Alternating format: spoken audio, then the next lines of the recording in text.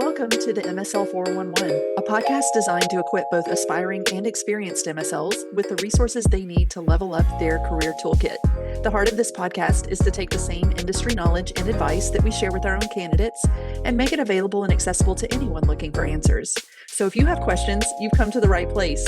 We're here to give you the 411. And without further ado, let's dive right in.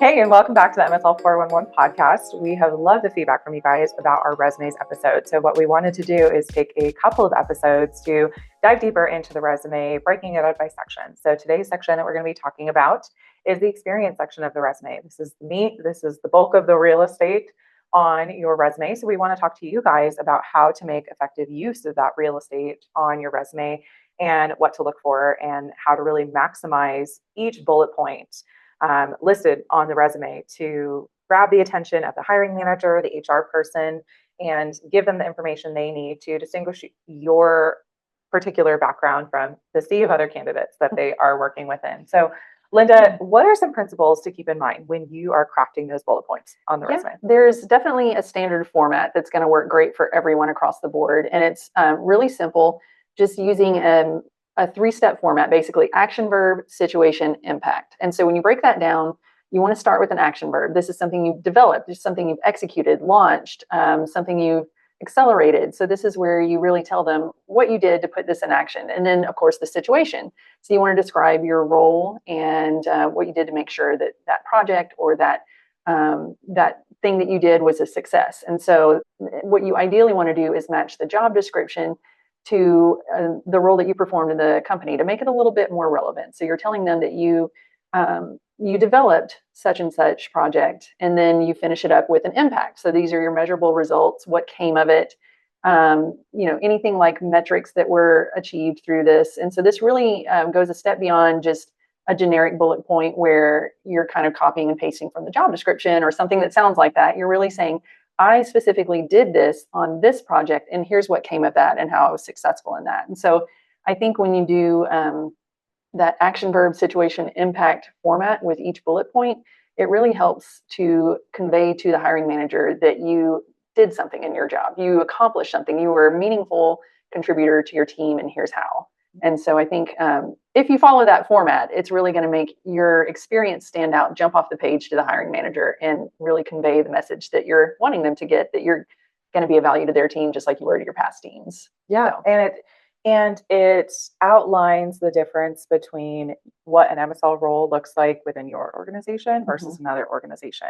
You're already an existing MSL, we all have a general idea of what an MSL is, right? And so what you're really trying to do with that space on the resume is say, this is what it looked like within my company, within my organization, because, as we've talked about on here before, not every MSL has launch experience. They come in at different phases or, whatever it may be. That space that we have on the resume is where we're trying to distinguish the MSL position from one company to another, rather than just kind of regurgitating what we all know the MSL role is. And that three-step process that you just gave helps us to really nail that. Absolutely. And, we see a ton of resumes. So we've seen the good, the bad, and the ugly, right? So some have a lot of details where it stretches out over pages. Some are more succinct and they try to keep it very tight and basic or generic. I want to kind of move into talking about what a really great standout resume looks like within the content section. So when you're reading a resume that someone has sent you to look over, and you're reading that experience section, you're reading their bullet points, what they did at this job versus this job, what is a great standout resume? What is that going to be for you? Yeah, if I am picturing like a great resume that I get in, I'm like, wow, I don't need to go back to them and ask them to change anything. There's a couple of things that I'm seeing. It's going to be drug names, the drugs that they are working on, whether it's in the pipeline or it's something that's approved, the disease states that they're working on as well. So I don't have to go take that extra step to figure out, what drug name matches which disease state, or if they're working in multiple disease states too, I can have all that information. Generally, we're very familiar with all the companies that our candidates are working in, but the hiring manager or that HR person may not be. So having all of that information there for them is key. I like to see that right out the gate, that first bullet point, seeing the drug names, the disease states. I also love seeing, again, those details that make you and your role different than maybe the other MSL roles that you've held, or different MSL roles within different organizations. So this is going to be things like maybe you were a conference lead, maybe you had some kind of project leadership. And we're going to talk about examples of that later in the episode. But maybe you are a mentor or mentored several people. Maybe you were a part of creating and crafting the new hire program for your organization because you didn't have one before. Or maybe it's certain initiatives that you've taken within the company. Maybe you were the strategy insight lead for your particular team, or you were the lead within your organization representing the MSL team to some internal group. Whatever those things are that differentiate you from other MSLs and you from other MSLs, even within your own organization. Those are the things that I really like to see kind of right up front on the resume. If you're going to have, let's say, 6 bullet points, those categories are what I like to see the first half there. And then, getting into some more of the detail about what your territory was as well. I like when candidates include the states. Sometimes people will just put, the Southwest region, let's say, or the Northeast, Mid-Atlantic, whatever it may be. But depending on what company you're talking to, that can mean something very different. And so I do like when candidates have the states on there. I think that's really helpful, especially if I am working with a client that really wants somebody who's got great connections in Ohio, let's say. That's like the centerpiece where all the centers of excellence for that particular rare disease kind of revolve around this particular state. If they've covered that state before, they could have relationships there. That is an invitation for us to dig deeper. So I like to see things like that. Those are kind of the big standout things for me within the experience section. And then, from there, other elements of the resume we'll kind of talk about in other episodes, but those I would say would be my top. Yeah, and I totally agree with you on putting the states and even the drug names or drug class or whatever you put there, because any of that crossover with the job you're applying for, with what this hiring manager's team is working in or what states they're working in, like you said, if they have those connections in the state that you covered, that's going to put you above maybe somebody who doesn't include that on their resume. And so the question is still unanswered. You're basically answering that question for them right out of the gate. So fantastic advice. Well, and one thing I just thought of too is, if you're listing out the drug name and they can tell it's a monoclonal antibody, let's say, that's really helpful to know. Or maybe they can tell from like the name of the product that it's IV versus injectable or whatnot. Those are little things that hiring managers look for and say, "Ooh, I would really love somebody who has experience dealing with a product that's administered this way." Or you never know what those little things are that are going to catch somebody's attention and say, "Oh, well, they may not have exactly what I'm looking for over here, but this little thing, oh, I want to dig into that a little bit." You never know what those things are. And so I think that detail in that area is always going to spark interest, if not for your recruiter, which it should, maybe the hiring manager. Yeah. It's that invitation for us to dig deeper and say, well, here's some more connections that you might not have thought about. Great advice. So, yes. And I thought what we could do is we have a couple of printed resumes here with you guys. And I thought we could give you guys a couple of examples of candidates who've written a really effective bullet point within their experience section, and then show you some examples of ones that are not effective, that don't fit the formula that we talk about around here, and help, kind of advise you on what we would do to make this a better, more standout bullet point. So I'll take the first one here. I have, and the names have been hidden for the protection of our candidates here. So we'll leave it a bit vague. Supported medical community within the Northeastern United States with up-to-date medical information through pre-launch, and then the drug name, and post-launch, an additional drug name. So 2 of the drugs that they've worked on. Field medical activities related to treatment of patients with Duchenne muscular dystrophy. So what I really like about this one is in one bullet point, we've got that action verb, supported. We've got their the type of KOLs that they're targeting. We know the geography that they are covering. We know that they have done pre-launch support on X drug name and post-launch support on X drug name. And we know the patient population that those drugs target, all without having to use our Google Docs. Yeah. So anything else to add, or anything you would change on this one? Highly effective. No, I think they've included all the things there. That gives the hiring manager or the recruiter a lot of meat to chew on to really understand what that MSL did. So I think that's a fantastic example. Yeah. I, on the flip side, get to take a bad example and pick it apart. One of my favorite things. So this bullet point is pretty plain and simple. It just said advanced MSL value proposition. So this sounds like a very copy paste from a job description type of bullet point, but also very vague. What does it mean? I mean, advanced, while an action verb, I mean, it's not a very effective one.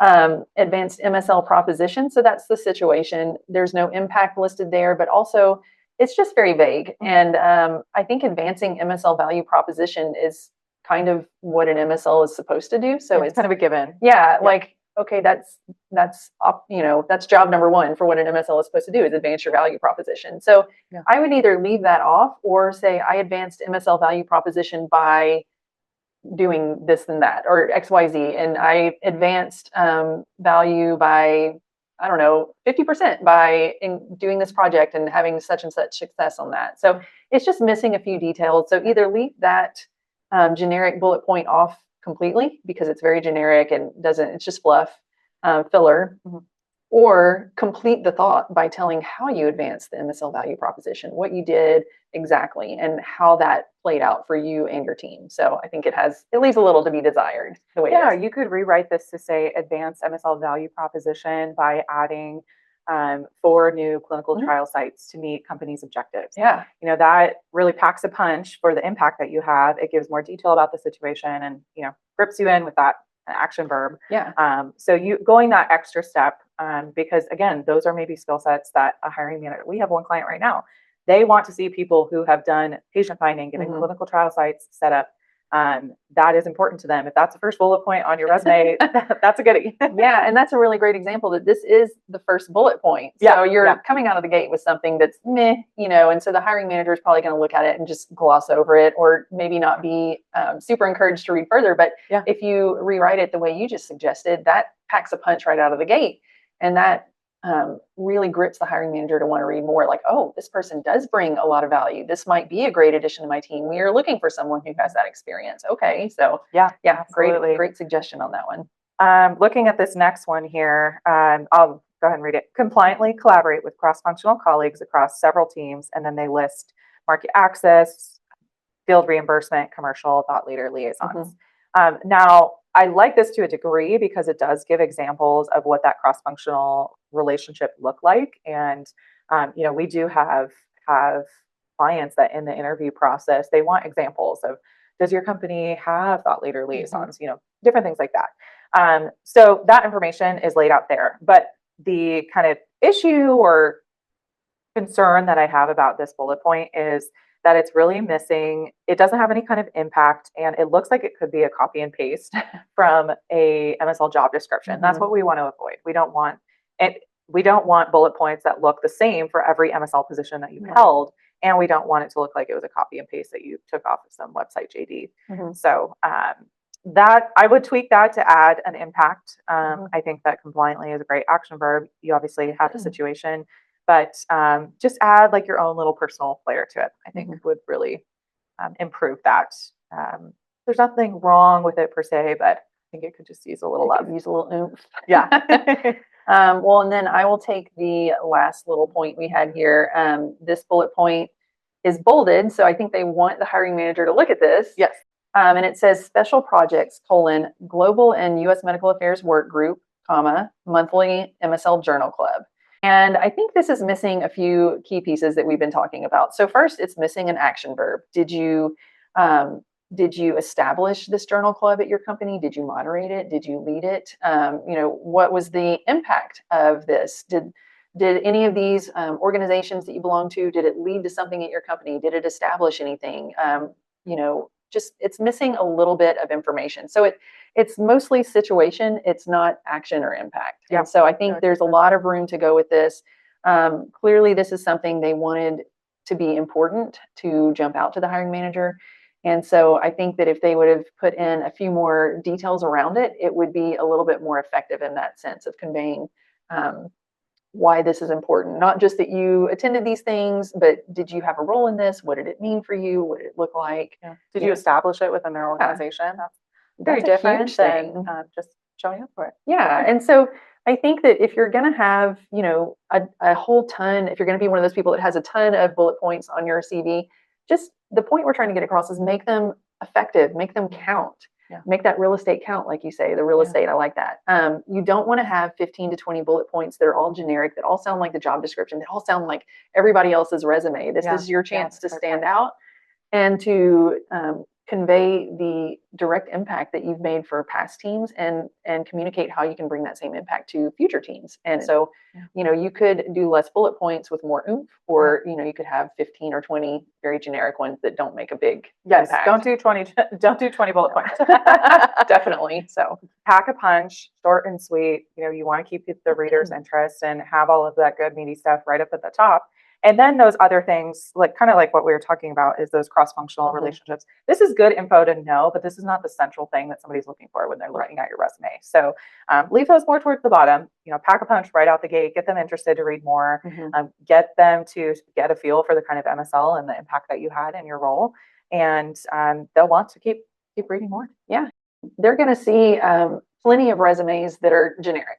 So if you pack a punch, you're going to stand out above the fray. And I think that's, at the end of the day, what you want to do. If you're applying for a job that you're really excited about, that you really love, you want to convey the impact that you're going to bring to this team and the value that you bring. And so by carefully crafting your bullet points, you can really communicate that. And so I think this has been really great information. Of course, if you do want resources on this topic or anything else, especially the other podcast episodes we've talked about, we've put together some really great resources on a lot of the topics that we've covered. This included LinkedIn resources, CV resources, all kinds of great things. And so those are free to you. It's just something we want to provide and put into your hands. We work with our own candidates that we've known and loved for years, and we give these same tips and suggestions and advice and resources to them. And so we just want to make it a little bit more widely available. And great thing is it's now available through our website. So we're very excited about that. We've been working to launch that and make sure everything is in tip-top shape, and we're ready to go with that. So if you go to the Symbio website, there is a resources tab at the top. And so you can click on that. And then it's under the job seeker checklist. So you are going to find some resources there. Like I said, they're free to you. They're fully available. They're very helpful on things like your CV, how to update that, how to update your LinkedIn profile, how to handle yourself in job seeking situations, interview situations, all kinds of things. So definitely take a look at that. Just enter your email address. It'll be downloadable to you. And it's just a whole wealth of information that we hope you find very useful. So we hope you guys have enjoyed this podcast episode. I hope this has been very helpful for you as you take a look at your resume, looking at ways to boost it and make it a little bit more impactful for you, more powerful. Let us know if you have any questions. Definitely reach out to us through our LinkedIn profile or through our website. We'd be happy to give you more information on any of these topics. And we will see you guys back again soon for our next episode. Thanks so much.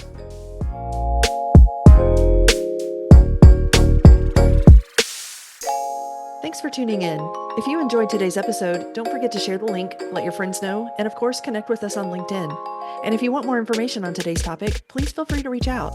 Be sure to check back soon as we continue to explore the topics that matter most to you in medical affairs.